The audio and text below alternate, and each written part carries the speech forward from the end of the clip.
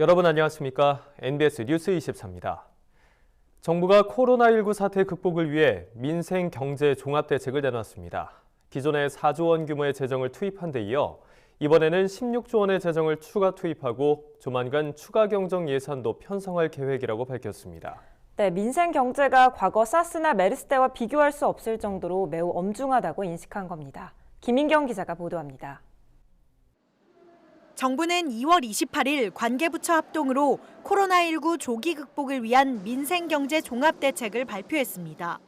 홍남기 경제부총리는 합동 브리핑에서 경제 심리가 크게 위축되는 등 사태 악화가 심각해지고 있다면서 경제 비상시국이라고 강조했습니다.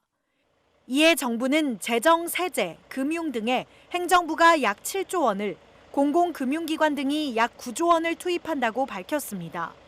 기존에 시행 중인 4조 원 규모의 대책을 더하면 모두 20조 원이 가동되는 셈입니다.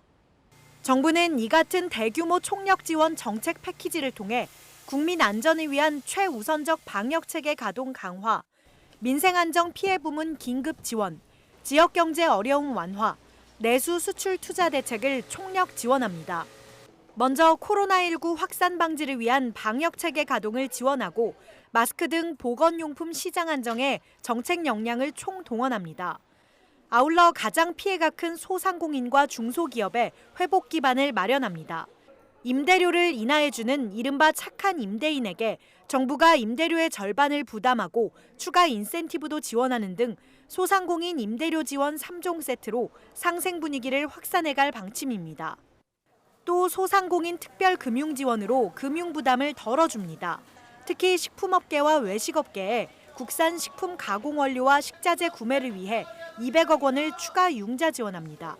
국산 농축산물을 이용해달라는 취지에서입니다. 졸업식 취소로 어려움을 겪는 화훼업계에는 수요 창출을 위해 온라인 플랫폼을 활용한 마케팅을 지원하기로 했습니다. 지역경제 지원 체계도 가동합니다. 전통시장은 비상 상황에 특히 취약한 만큼 지역사랑 상품권 발행 규모를 6조 원까지 확대하고 온누리 상품권 발행 규모와 1인 구매 한도도 상향합니다. 내수 회복 지원에도 팔을 걷어붙입니다. 3월에서 6월까지 신용카드, 체크카드 사용액에 대한 소득공제율을 기존의 2배 수준으로 확대하고 일자리, 휴가, 문화, 관광, 출산 등 5대 소비 쿠폰을 통해 소비 활력도 높일 방침입니다. 임산부가 월 4만 원 상당의 친환경 농산물을 구입할 수 있는 전자 바우처를 기존 4만 5천 명에서 8만 명으로 대폭 늘리는 겁니다. 또 인삼과 유자차, 조제분유와 생우유, 쌀 가공식품 등 코로나19로 피해를 입은 농산물 수출 품목에는 신난방 등 시장 다변화를 위해 37억 원 규모의 판촉 자금을 긴급 지원합니다. 피해를 입은 농수산 업체에 대한 융자 지원도 확대됩니다. 대중국 수출 비중이 30% 이상인 농식품 수출업체에는 원료 구매를 위해 융자 규모를 200억 원 늘리고 금리는 0.5%포인트 낮추기로 했습니다. 정부는 또 조만간 추가 경정 예산을 편성해 이번 주 중에 국회에 제출할 예정이라고 밝혔습니다. 근본 추경 사업의 규모는 민생과 경제에 미치는 사태의 심각성을 감안하여 세출 예산 기준으로 2015년 메르스 사태 추경 예산 세출 규모 6조 2천억 원 규모다 적지 않은 수준으로 검토하고 있습니다. 정부의 긴급 재정 투입이 난국의 돌파구가 될 수 있을지 관심이 모아집니다. NBS 뉴스 김인경입니다. 당초 지난달 말까지 예정돼 있던 동절기 특별방역 대책 기간이 한 달 더 연장됐습니다. 여전히 주변국에서 조류 인플루엔자가 발생하고 있고 국내에서도 구제역 감염 항체가 검출되는 등 가축 전염병 발생이 우려되기 때문인데요. 코로나19 차단에 전력을 다하는 와중에 가축 전염병까지 겹치지 않도록 더욱 경각심을 높이고 있습니다. 권소환 기자입니다. 농림축산식품부가 당초 2월 말까지 예정됐던 동절기 특별 방역 대책 기간을 3월 말까지 1개월 연장한다고 밝혔습니다. 국내에 92만 마리의 철새가 서식하고 있고 대만과 중국 등 주변국에서 AI가 지속적으로 발생하고 있는 가운데 지난주 강원도 화천군과 경기도 연천군에서 아프리카 돼지열병 바이러스에 감염된 야생 멧돼지 폐사체 9마리가 발견되는 등 여전히 가축 전염병을 발생시킬 수 있는 위험 요인들이 존재한다고 판단했기 때문입니다. 이에 농식품부는 방역 조치를 현 수준에서 최대한 유지하고 지속적인 점검을 실시한다고 밝혔습니다. 이번에 특별방역 대책 기간을 3월까지 한 달 더 연장해서 현재의 방역 조치를 최대한 유지할 계획입니다. 취약 지역이나 농가에 대한 방역 실태 점검, 철새 도래지 예찰 검사, 전통시장 휴업 소독 이런 것들을 지속적으로 실시하게 됩니다. 먼저 조류 인플루엔자 발생을 막기 위해 철새 도래지 근처 도로와 가금 농가 등에 대한 축산 차량 진입 금지 조치를 꾸준히 실시합니다.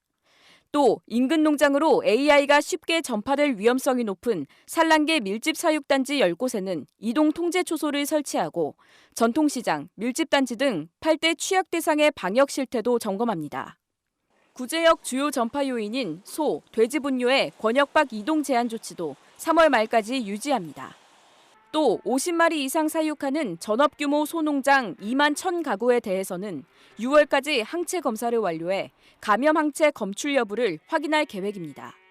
아프리카 돼지열병은 심각 단계인 현재 방역 수준을 유지합니다. 멧돼지 검출 지역 반경 10km 이내 농가 87호에 대한 방역을 유지하고 폐사체 수색, 멧돼지 포획 등 추진 상황을 지속적으로 점검합니다. 또 접경 지역의 돼지, 분뇨, 차량 이동 통제를 유지하고 농장 주변의 생석회 방역 차단 벨트도 유지할 계획입니다. 농식품부는 특별 방역 대책 기간이 연장된 만큼 현장의 방역 조치가 느슨해지지 않도록 지자체와 함께 현장 점검을 꾸준히 실시하겠다고 밝혔습니다. MBS 뉴스 권소환입니다. 논으로 사용하던 농지에 벼 대신 다른 작물을 재배할 경우 일정액을 지급하는 생산조정제 사업이 실시됩니다. 농림축산식품부는 이 같은 내용을 담은 2020년 논타작물 재배 지원 사업의 세부 내용을 확정했습니다. 보도에 강창호 기자입니다. 농림축산식품부는 2020년 논타작물 재배 지원 사업 목표 면적과 금액이 각각 2만 헥타르와 686억 원으로 확정됐다고 발표했습니다. 당초 2019년 종료될 예정이었던 사업이 한 해 연장됐지만 사업 규모는 크게 축소된 겁니다. 논타작물 재배 지원 사업은 논에 벼 대신 다른 작물을 심어 구조적인 쌀 공급 과잉을 해소하고 식량 자급률을 높이기 위한 사업으로 쌀 생산 조정제라고도 불립니다. 올해 사업 목표 면적은 지난해 5만 5천 헥타르보다 크게 줄어든 2만 헥타르입니다. 농식품부가 올 5월부터 시행되는 공익 직불제로 인해 벼 재배 면적이 자연스럽게 감소할 것으로 전망했기 때문입니다. 올해 논타작물 재배 지원 사업 대상은 2018년에서 2019년 이 사업에 참여한 농지와 같은 기간 벼 재배 사실이 확인된 농지 등입니다. 지원 대상 품목은 무와 배추, 고추와 대파, 마늘, 양파와 감자, 고구마 등 8개 품목을 제외한 1년생 및 단년생 작물입니다. 농식품부는 헥타르당 지원 단가를 목표 면적과 예산 감소 등을 반영해 일부 조정했다고 설명했습니다. 두류는 지난해 325만 원에서 올해 255만 원, 일반 장목은 340만 원에서 270만 원으로 휴경시 지급액은 280만 원에서 210만 원으로 내려갔습니다. 다만 조사료는 국내 수급 부담이 적은 점을 감안해 지난해와 동일한 430만 원의 단가를 적용했습니다. 정부는 논에서 생산하는 콩의 경우 전량 수매하겠다는 방침입니다. 또 논에 조사료를 심을 농가들은 자가 소비 이외 물량은 농협 등 수요처와 사전 판매 계약을 맺은 후 신청해 줄 것을 당부했습니다. 사업 신청은 3월 2일부터 6월 30일까지 농지 소재지의 읍면동 사무소에서 이뤄집니다. 그 후 국립농산물품질관리원의 약정이행 점검 결과 이상이 없는 농가에 12월 중 지원금이 지급될 예정입니다. 코로나19 심각 단계인 점을 감안해서 당분간은 지자체 누리집과 농업인 대상으로 직접 알림 문자를 발송할 예정입니다.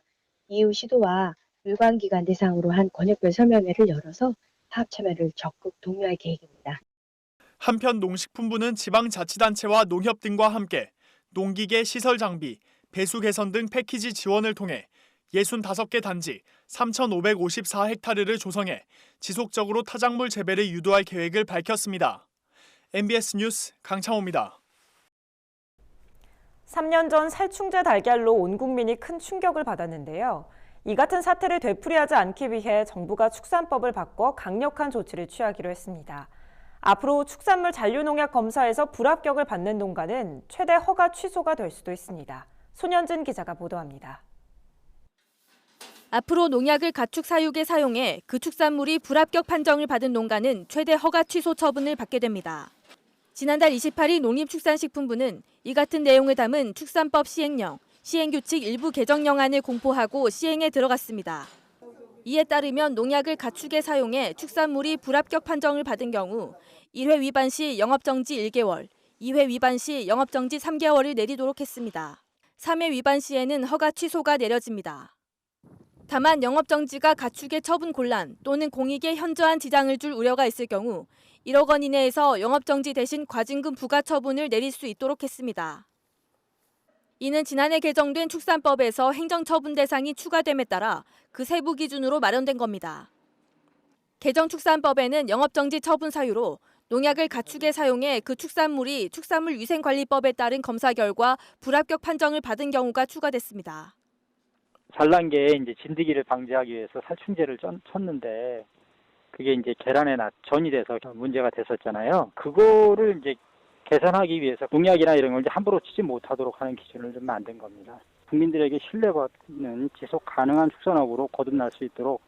한편 이날부터 밀산업육성법도 시행됐습니다. 이 법에는 밀산업 육성 기본 계획에 관한 사항과 밀산업 육성 기반을 조성하도록 한 사항 등이 담겼습니다.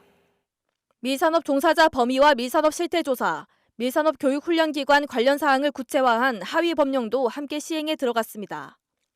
농식품부는 이번 조치를 통해 밀산업을 체계적, 안정적으로 육성하겠다는 방침입니다. MBS 뉴스 손현진입니다. 정부가 신재생 에너지 산업 육성을 위해 올해 2,620억 원 규모의 금융지원 사업을 시행하기로 했습니다.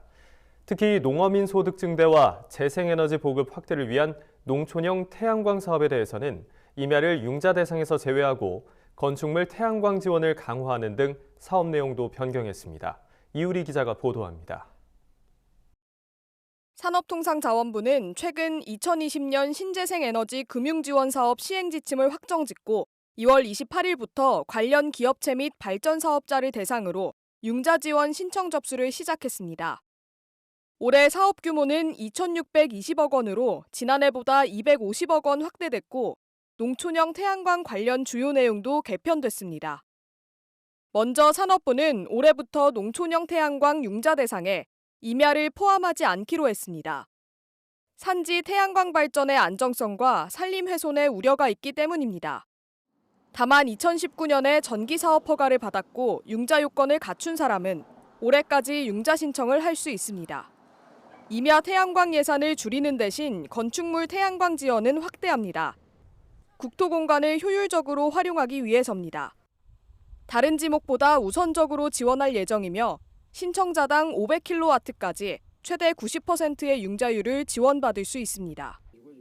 아울러 농업인들이 구성한 조합 등 공동 형태의 태양광 사업 융자도 확대됐습니다. 산업부는 마을 주민들이 공동사업으로 이익을 공유해 발전소 설치에 대한 갈등을 완화하고 고령민들도 사업에 쉽게 참여할 수 있도록 하기 위한 조치라고 설명했습니다. 조합 출자 비율이 70% 이상이고 농축산 어민이 총 사업비의 70% 이상 투자한 조합에 한해 융자 신청이 가능합니다.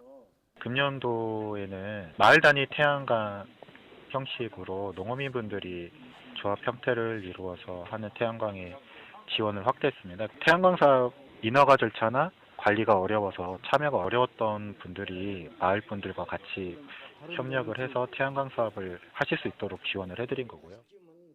산업부는 2월 28일부터 자금이 모두 소진될 때까지 신청 접수를 받을 예정이라고 밝혔습니다. MBS 뉴스 이유리입니다. 다음은 간추린 뉴스입니다. 행정안전부가 최근 지방자치회관에서 전국 시장, 군수, 구청장 협의회, 금융결제원과 업무 협약을 맺고 신용 체크카드 결제 기능이 탑재된 무인 민원 발급기를 확충하기로 결정했습니다. 이번 협약에 따라 행안부는 카드를 비롯한 다양한 결제 수단 시책을 마련하고 지자체는 카드 결제 서비스 운영과 주민 홍보를, 금융결제원은 카드 리더기와 수수료 납부 편의 시스템 구축에 앞장설 계획입니다. 한편 현재까지 카드 결제 서비스를 탑재한 무인 민원 발급기는 전국의 39%인 1,662대입니다.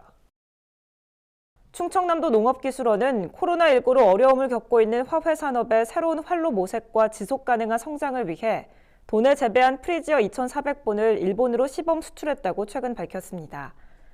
이번에 시범 수출한 프리지어는 일본과는 달리 잎이 없는 절화로 병충해에도 안전하고 관리가 편하다는 장점이 있습니다. 도 농기원은 이번 수출을 통해 일본 시장의 반응을 살핀 뒤 올해 총 10만 본의 프리지어를 수출할 계획입니다. 농협이 코로나19 확산 방지와 극복에 총력을 기울이고 있습니다. 농협은 최근 대한적십자사 경북지사에 5억 원을, 대구 사회복지공동모금회에 1억 원의 성금을 전달한 데 이어 대구 경북 지역의 농축협과 NH농협은행이 운영하는 모든 자동화 기기에 이달 말까지 현금 출금 이체 수수료를 면제합니다.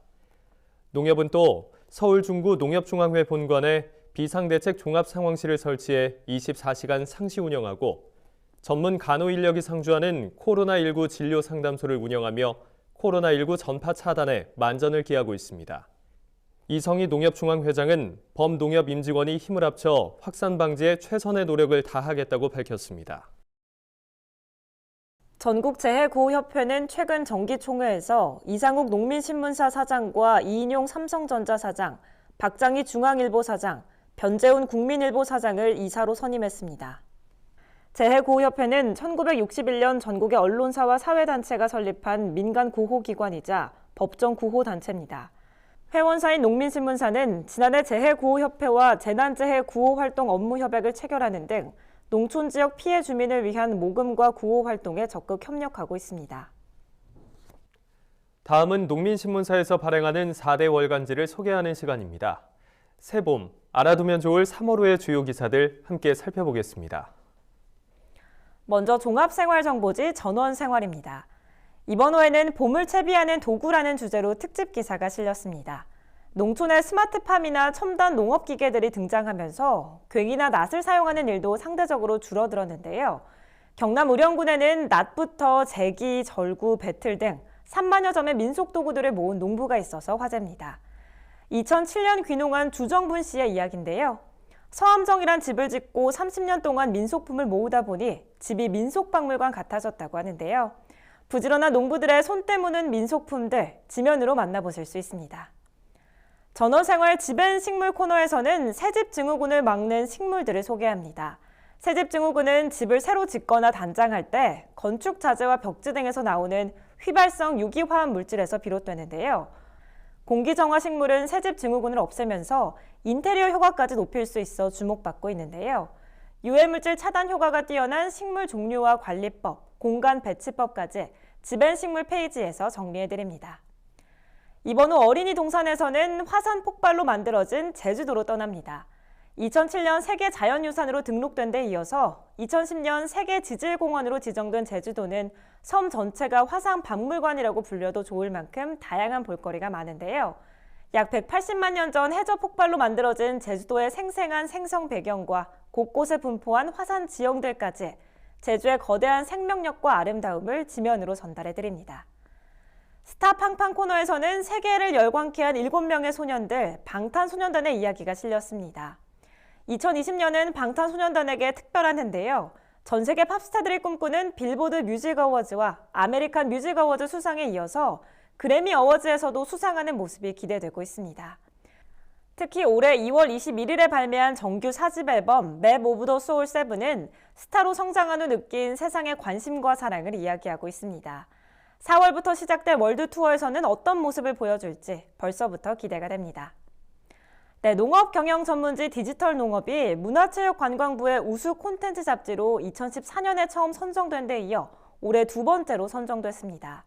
최고의 농업 전문지로 인정받고 있는 디지털 농업 3월호에서는 이상고온, 영양과 대책은이란 주제로 특집 기사가 실렸는데요.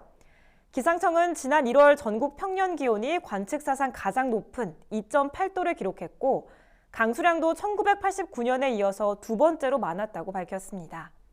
이처럼 이상고온이 발생하면 생육 부진과 과잉 생산으로 농민들의 시름이 깊어질 수밖에 없는데요. 농가에서 알아두면 좋을 대응 방안과 농작물 재해보험까지 꼼꼼하게 짚어드립니다. 1990년대 고소득 작물로 주목받은 파프리카는 한동안 수출 작물로 전성기를 누렸는데요. 하지만 생산 물량이 내수 시장에 집중되면서 가격이 하락하고 중국 수출 추진도 코로나19 사태로 일정이 중단된 상태입니다. 시름에 빠진 파프리카 농가의 국산 미니 파프리카 라운과 TMV 저항성이 높은 헤라레드는 새로운 희망으로 떠오르고 있는데요. 유망 신품종들의 특징과 재배 시 주의점들까지 지면으로 확인하실 수 있습니다. 다음은 축산 전문지 월간 축산입니다. 3.15 특집에서는 25일부터 시행되는 퇴비 부숙도 검사 의무화를 심도 있게 다루고 있습니다. 퇴비 부숙도 검사 의무화가 코앞으로 다가왔지만 상당수 농민들이 제대로 인식하지 못하는 것으로 나타났는데요. 아울러 퇴비 제조에 필요한 퇴비사나 공간도 소규모 농가들은 확보하지 못한 것으로 조사됐습니다. 분뇨 처리 우수 농가로 꼽힌 경기 현진 목장의 이상원 대표에게 듣는 생생한 체험기와 농가에서 주의할 사항들까지 자세하게 알려드립니다. 고수 따라잡기 코너에서는 1등급 이상의 한우 출연율이 90%에 달하는 전북 정읍의 마태 농장을 찾았습니다. 수십 년간 개량을 통해 얻은 우량 송아지에 농가에서 직접 만든 완전 배합 사료를 먹이면서 출하 성적이 좋아졌다고 하는데요. 마태 농장주 강동환 씨는 이 밖에도 이푸치기 사료를 빨리 먹일 수 있는 방법까지 찾아냈다고 합니다. 우량 한우 출연율을 높이는 특급 비법, 월간 축산 3월호에서 확인하실 수 있습니다. 지금까지 농민신문사에서 발행하는 4대 월간지 읽어보기였습니다. 요즘 의료진들 사이에서는 코로나19보다 가짜뉴스가 더 무섭다는 말이 나온다고 합니다. 확인되지 않은 의학 정보와 가짜뉴스로 혼란이 가중되고 있다는 뜻입니다. 네, 허위 사실을 생산 유통하지 않는 성숙한 시민의식과 함께 엄정한 대응 체계가 요구됩니다. NBS 뉴스 24 마칩니다. 함께해 주신 여러분 고맙습니다.